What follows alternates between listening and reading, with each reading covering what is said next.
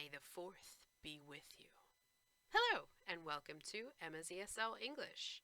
You may think that this is a normal day, but no. If you scan the internet, you will find that May the 4th be with you is a thing. Of course, 4th sounds the same as force. It's the one moment I can think of where English is playing with sounds the same way that Chinese does.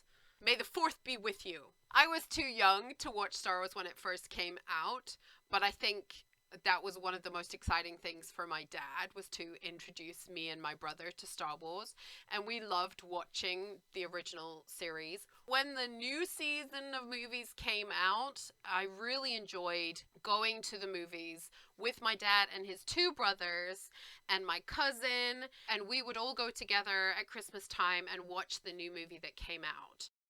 So today, what I wanted to do is go back all the way to the very beginning, to Star Wars A New Hope. Way at the beginning of the movie, we've got C-3PO. We're doomed!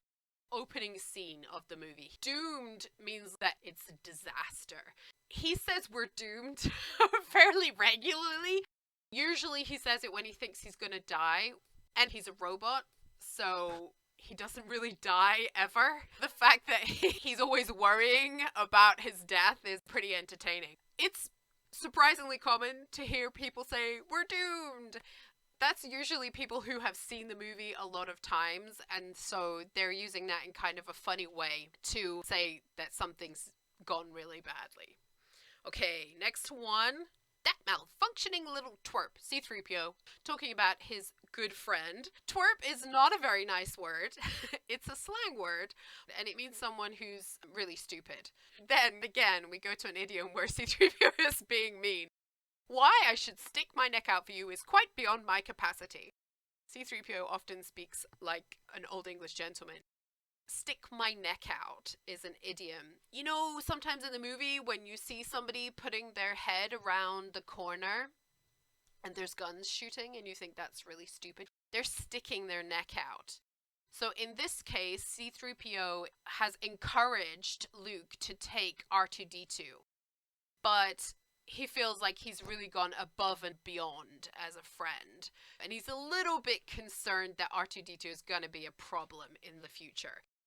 You're doing something to help somebody else that could potentially harm you.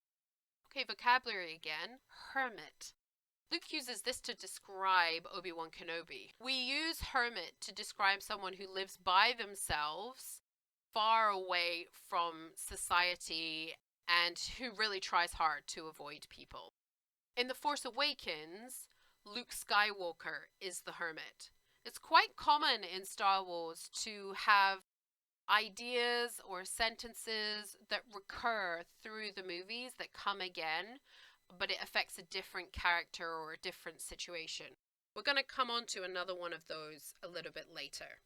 When Luke discovers that R2-D2 has run away to find Obi Wan Kenobi, C-3PO says that R2-D2 kept babbling on about fulfilling his quest. So we use babbling to mean talking, usually quickly.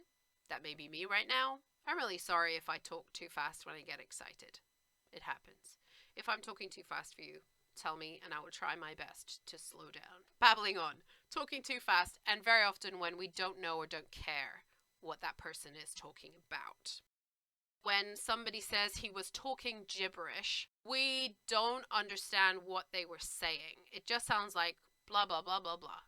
Sometimes this is used to describe foreigners who are speaking their own language, and the rude person who's the native in that country says, oh, they were speaking gibberish. And it's meant in a bad way, but basically it's showing their ignorance. They don't understand that you are just speaking another language. You will never find a more wretched hive of scum and villainy. This is Obi Wan when they're going into the town. We've got three different things there. Wretched hive. So wretched means bad. Hive is the word we use to describe where bees live. So this is the idea that it's a really busy, bad place. Scum builds on top of that. Scum means bad people in this situation, and villainy means people who commit crimes. He's really explaining to Luke, this is a bad place. Be careful.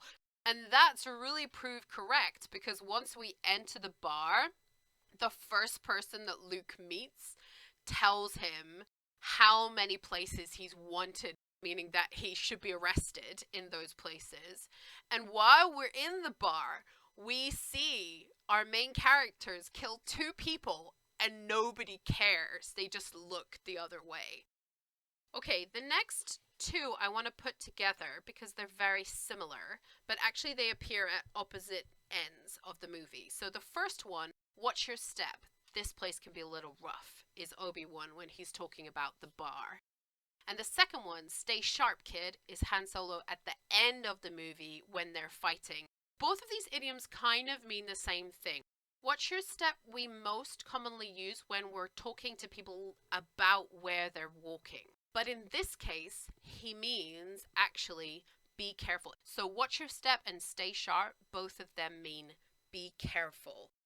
Next one, over my dead body. This is a really, really common slang swear at somebody. We mean, I'm going to stop you from doing that. We have another one very similar, not on your life. This one is kind of interesting because he's talking to Jabba the Hutt's guy who's telling him, you need to give me the money or you're going to get in trouble with Jabba. And he says, over my dead body. But then later, in Return of the Jedi, he actually has been taken and frozen solid. So this curse kind of comes true for Han Solo. The more you tighten your grip, the more star systems will slip through your fingers. This is Princess Leia later when she's on the Death Star. So this actually has 2 idioms in it, and we can use them together like this, but we also use them a lot apart. Tighten your grip and slip through your fingers. So they're opposites of the same idea. When you tighten your grip on something, it can physically mean that you hold something tighter, but it also means you can try to control something more. So you might try to have a tighter grip on the project.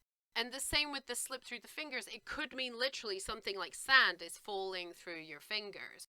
But we use it most commonly to mean the thing you want keeps disappearing. You can't get hold of the thing you want. My dream job slipped through my fingers. It means it was so close. I went for the interview. I really thought I was going to get it, but at the last minute, I didn't get it. In the fight, the Millennium Falcon is flying away from the Death Star, and Han Solo and Luke Skywalker are both shooting. And Han Solo says to Luke, don't get cocky, kid. Cocky means that you're really arrogant. So in this case, Luke's killed 1 guy and he thinks the fight's over. And Han Solo's saying, there's a lot more people out there. You need to keep focused. That's it for the big things.